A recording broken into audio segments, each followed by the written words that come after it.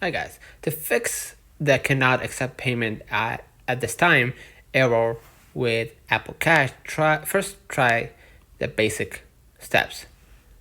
Restart your device.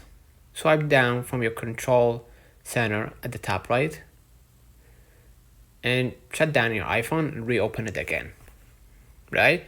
Next, go ahead to the settings, general, software update. Make sure your iOS is fully updated to the latest version.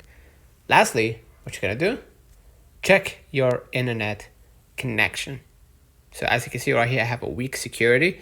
So try to use a powerful network or cellular data in this case, if you don't have a problem with data losing, right? So if the issue continues, verify that Apple Cache is enabled in your settings in your region, right? In my case, Apple Cache is not available in my region, but make sure you go to the Apple Wallet on your phone. Let me type. Okay.